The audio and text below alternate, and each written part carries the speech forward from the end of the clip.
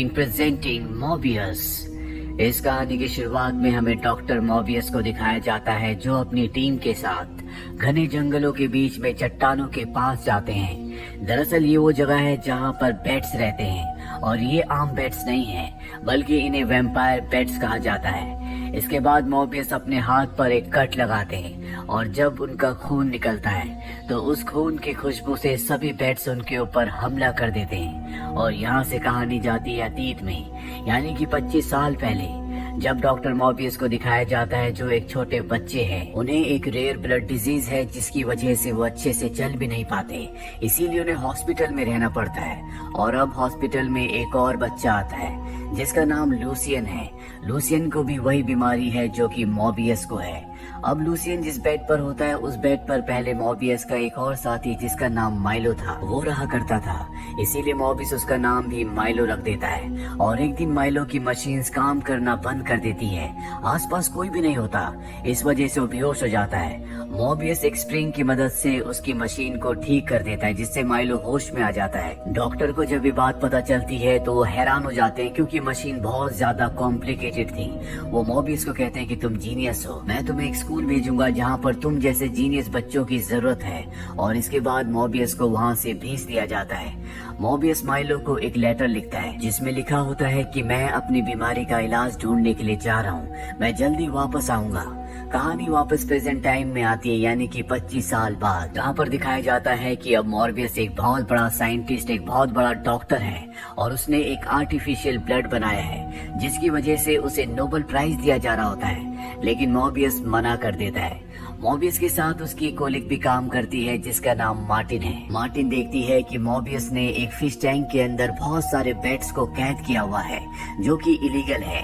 ये वही बैट्स हैं जो मोबियस उन घने जंगलों से यहाँ पर लेकर आया है। वो मोबियस को कहती है कि तुम्हारी नौकरी जा सकती है, लेकिन मोबियस को इन बातों की परवाह नहीं होती और वो मार्टिन को बताता है कि बैट्स के अंदर एक खास क्वालिटी होती है, वो सिर्फ ब्लड पीते हैं जिसे उनका खास तरह का सलाइवा डाइजेस्ट करता है। और अब मैं अपने डीएनए को बैट्स के सलाइवा के साथ मिक्स करके एक सीरम बनाऊंगा ताकि मेरी और मेरे बचपन के दोस्त माइलो की बीमारी का इलाज हो सके। और अब उसका सीरम बन के तैयार हो जाता है। वो उस सीरम को एक सफेद रंग के चूहे के अंदर इंजेक्ट करता है जो कि उसका सब्जेक्ट है, लेकिन कुछ ही देर बाद उस चूहे की मौत हो जाती है। इस बात से मोबियस बहुत दुखी हो जाता है। वो कहता है कि मैंने अपने दोस्त माइलो को वादा किया था कि मैं उसे ठीक करूंगा, मैं किसी भी कीमत पर उसे ठीक करना चाहता हूँ। यही हॉस्पिटल में उसकी एक पेशेंट भी होती है जिसकी अचानक से बहुत ज्यादा तबीयत खराब हो जाती है।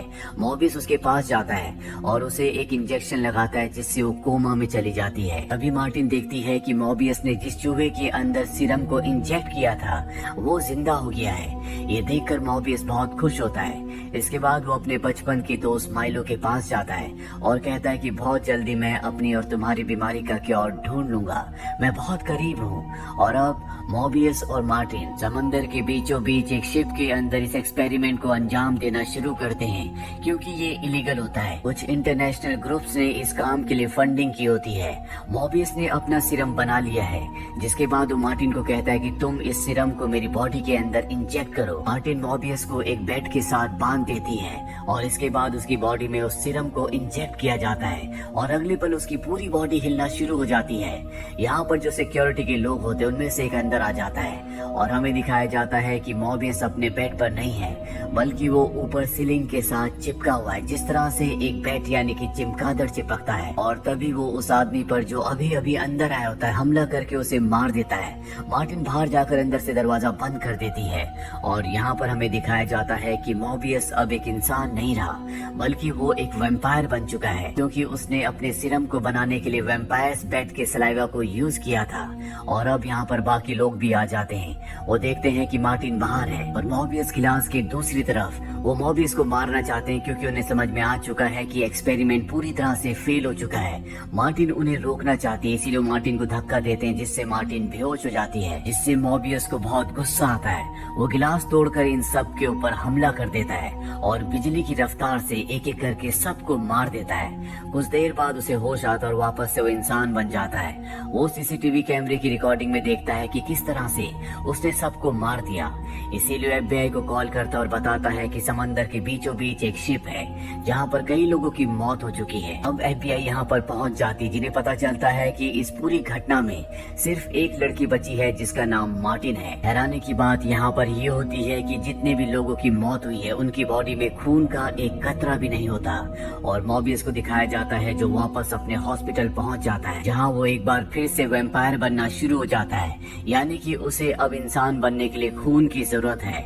उसने जो आर्टिफिशियल खून बनाया होता है, जो कि असली खून नहीं है, वो उसे पी लेता है, जिसके बाद वो एक बार फिर से स्ट्रॉन्ग फील करता है। जहाँ वो पहले अच्छे से चल भी नहीं पाता था, अब वो भाग सकता है। लेकिन जो उसने आर्टिफिशियल खून पिया है उसका असर उसकी बॉडी में मात्र 6 मिनट तक ही रहेगा, जिसके बाद वो दोबारा से वैम्पायर बन जाएगा। और मॉर्बियस ऐसा नहीं चाहता। इसके बाद वो उस टैंक के अंदर जाता है जिस टैंक के अंदर बहुत सारे वैम्पायर्स यानी कि बैट्स हैं। वो उनके बीचों बीच जाकर खड़ा हो जाता है। एक भी बैट उसके ऊपर हमला नहीं करता, क्योंकि वो भी उन्हीं में से एक है। और जो शक्तियाँ इन बैट्स के अंदर है वो सारी शक्तियाँ अब मॉर्बियस के अंदर है। लेकिन उसे अपने आप को इंसान बनाए रखने के लिए, शक्तिशाली बनाए रखने के लिए हमेशा असली खून की जरूरत होगी।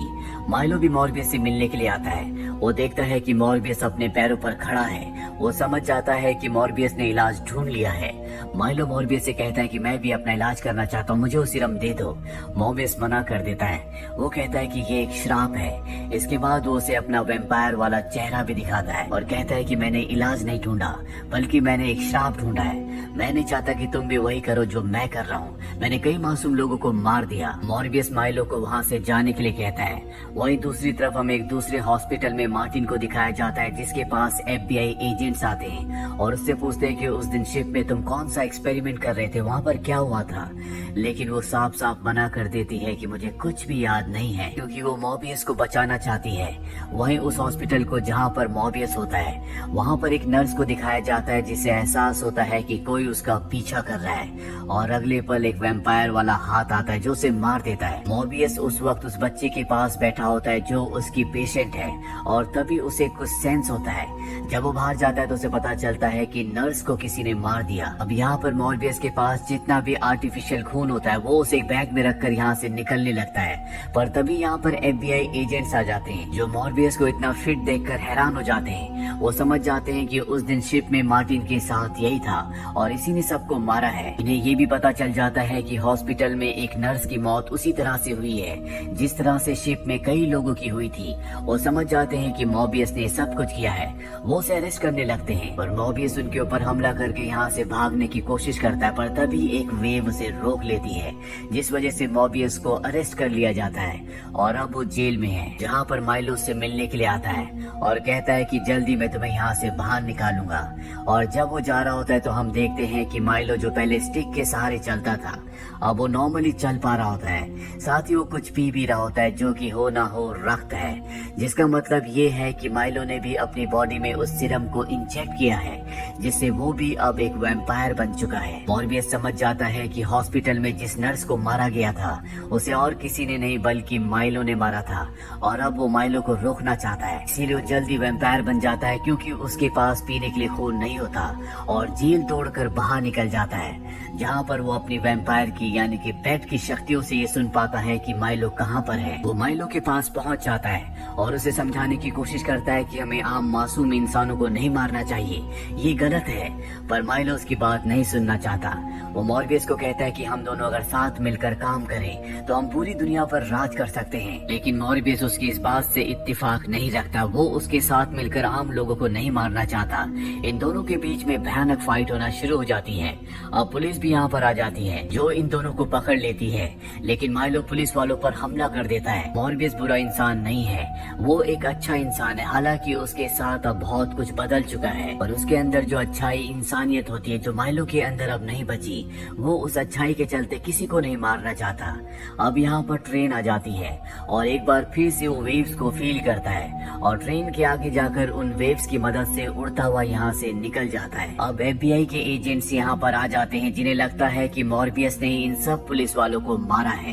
वही मार्टिन अब हॉस्पिटल से भाग जाती है, और जब वो बस में होती है तो उसके पीछे मॉर्बियस बैठा होता है। वो उसे बताता है कि हॉस्पिटल में नर्स को और पुलिस वालों को मैंने नहीं मारा, उन्हें माइलो ने मारा है। और और अब मैं माइलो को किसी भी कीमत पर रोकना चाहता हूँ। मार्टिन को मॉर्बियस पर विश्वास होता है, इसलिए दोनों के दोनों एक अनजान जगह पर जाते हैं जहाँ पर ये अपनी लैब को सेट करते हैं, क्योंकि मॉर्बियस अब एक ऐसा सीरम बनाना चाहता है जिससे वो माइलो को दोबारा से नॉर्मल इंसान बना दे, क्योंकि वो दूसरे इंसानों को मार रहा है। और अब जब ये रिसर्च कर ही रहे होते हैं तभी वहाँ पर मार्टिन की उंगली कट जाती है, जिससे खून बहना शुरू हो जाता है और उसकी खुशबू से मॉर्बियस को कुछ होने लगता है, वो वैम्पायर बनने लगता है। पर वो अपने दिमाग पर कंट्रोल कर लेता है और मार्टिन से कहता है कि इस पर कोई बैंडेज लगा लो। वहीं शहर में माइलो को दिखाया जाता है जो और भी लोगों को मार रहा होता है। अब वो पहले से भी बहुत ज्यादा ताकतवर हो चुका है। FBI को लगता है कि ये सब मॉर्बियस कर रहा है, पर जब वो CCTV कैमरे की फुटेज देखते हैं तो उन्हें पता चलता है कि ये मॉर्बियस नहीं है बल्कि कोई और है। वहीं मॉर्बियस और माइलो के जो बचपन से डॉक्टर होते हैं वो उस CCTV कैमरे की फुटेज को देखकर समझ जाते हैं कि ये माइलो है। वो माइलो के पास जाते हैं और कहते हैं कि मुझे पता है कि तुमने अपनी बॉडी में सीरम को इंजेक्ट किया है, मैं तुम्हारी मदद कर सकता हूँ। लेकिन माइलो उनकी मदद नहीं चाहता, वो उनके ऊपर हमला करके वहाँ से निकल जाता है। जिसके बाद डॉक्टर मॉर्बियस को कॉल करते हैं और बताते हैं कि माइलो बहुत ज्यादा खतरनाक हो चुका है, उसने मुझे भी जख्मी कर दिया है। मॉर्बियस डॉक्टर से मिलने के लिए जाता है जहाँ पर डॉक्टर की मृत्यु हो जाती है और तभी मॉर्बियस अपनी सेंसेस से देखता है कि माइलो ने मार्टिन को कैद कर लिया है, उसकी जान खतरे में है। मॉर्बियस मार्टिन को बचाने के लिए पहुंचता है, पर वो देखता है कि उसे माइलो ने बुरी तरह से जख्मी कर दिया है और ना ही वो माइलो का सामना कर सकता, उसे हरा सकता है, क्योंकि वो आर्टिफिशियल खून पीता है और माइलो असली, इसीलिए वो उससे बहुत ज्यादा ताकतवर है। वो मार्टिन के पास जाता है और मार्टिन उससे कहती है कि मैं तुम्हारी मदद करना चाहती हूँ, और इसके बाद वो मार्टिन का खून पीता है। इसे पीते हुए मॉर्बियस की एक खून की बूंद मार्टिन के मुंह के अंदर चली जाती है। मॉर्बियस अब बहुत ज्यादा ताकतवर हो चुका है, वो माइलो का सामना करता है और साथ ही अपने बेट्स को, जो अब उसके दोस्त हैं, जिन्हें वो अपने माइंड से कंट्रोल कर सकता है, उनसे वो माइकल के ऊपर हमला करता है। वो माइकल को चारों तरफ से घेर लेते हैं और ठीक इसी वक्त मॉर्बियस ने जो सीरम बनाया होता है जिससे कि वो माइलो को पहले की तरह इंसान बना सकता है, उसकी बॉडी में इंजेक्ट कर देता है और इसके बाद माइलो दोबारा से पहले जैसा इंसान बन जाता है। पर उसकी अब मृत्यु हो चुकी है। अब यहाँ पर FBI के एजेंट्स भी आ जाते हैं। वो देखते हैं कि चारों तरफ बहुत सारे बैट्स हैं और उनके बीच में मॉर्बियस खड़ा है और अगले पल मॉर्बियस भी उन बैट्स के साथ हवा में उड़ना शुरू हो जाता है, जिसका मतलब ये है कि मॉर्बियस की अब एक अलग पहचान है। उसकी जिंदगी अब पूरी तरह से बदल चुकी है।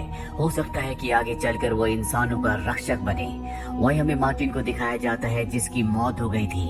उसकी आंखें खुलती है और उसकी आंखें पूरी तरह से अलग होती है, वो इंसानों की आंखें नहीं होती, और जहाँ उसकी आंखें खुलती है ये जगह कोई और जगह होती है, जिससे हमें साफ साफ समझ में आ जाता है कि मॉर्बियस के खून की बूंद की वजह से वो भी अब वैम्पायर बन चुकी है। इस कहानी के मिड क्रेडिट सीन में दिखाया जाता है कि एड्रियन टूम्स, जिन्हें वल्चर भी कहा जाता है, वो एक दूसरे यूनिवर्स से एक पोर्टल के थ्रू इस दुनिया में, यानी कि मॉर्बियस की दुनिया में आ जाते हैं। वो मॉर्बियस से मिलने के लिए जाते हैं और उसे कहते हैं कि तुम्हारा और मेरा एक ही दुश्मन है और वो है स्पाइडरमैन।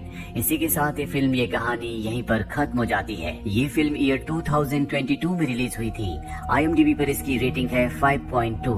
उम्मीद करते हैं कि ये कहानी आपको पसंद आई होगी।